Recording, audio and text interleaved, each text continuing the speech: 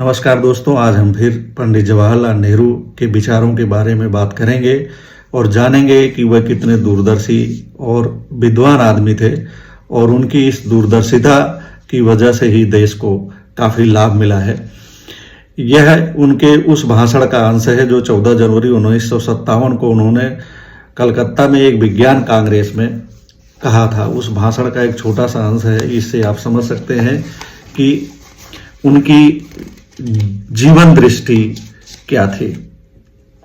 वो कहते हैं कि 2300 साल पहले अशोक के समय के प्राचीन भारत को देखें। एक सम्राट होने के अतिरिक्त भी वह वक्त बहुत खुश था। उसने महान भूमि पर सभी जगह स्मारक बनवाए जिन्हें आज भी देखा जा सकता है। उनके संदेशों में से एक संदेश के बारे में मैं सोचता हूं कि हमें न केवल इस देश की बल्कि दूसरी जगह भी याद रखना चाहिए। अपनी प्रजा को संबोधित करते हुए अशोक ने कहा था कि यदि आप अपने विश्वास का आदर करते हैं तो अपने विश्वास का आदर करने के साथ साथ आपको दूसरों के विश्वास को भी सम्मान करना चाहिए। अपने विश्वास के साथ दूसरों के विश्वास का भी सम्मान करना चाहिए। दूसरों के विश्वास का सम्मान करते हुए आप अपने विश्वास को ऊंचा उठाएंगे और अपने विश्वास के प्रति दूसरों का आदर प्राप्त करेंगे। यदि सहिष्णुता के इस संदेश को सिर्फ धर्म पर ही नहीं बल्कि मानवीय जीवन की दूसरी गतिविधियों जैसे राजनीति, अर्थशास्त्र और विज्ञान पर भी लागू करें तो आप पाएंगे कि यह चीजों को नए संदर्भ में ढाल देता है।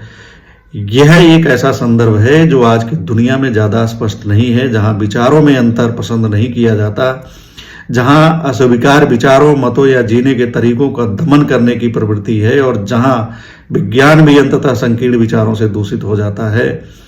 यह किसी भी युग में बहुत बुरा होता था, लेकिन जब वैज्ञानिकों के कार्यों द्वारा तैयार नए नए हथियार हमारे चारों ओर मंडरा रहे हैं, तब यह बेहद महत्वपूर्ण और आवश्यक हो जाता है कि लोग किस प्रकार सोचते हैं, वे दूसरे व्यक्तियों की सोच पर कैसे प्रतिक्रिया देते हैं। क्या उनके मस्तिष्क घृणा, हिंसा और असहिष्णुता से भरे हैं या वे सहिष्णुता और दूसरों की प्रशंसा के साथ आगे बढ़ रहे हैं। तो ये उस भाषण का एक अंश है जो 1957 में दिया गया था।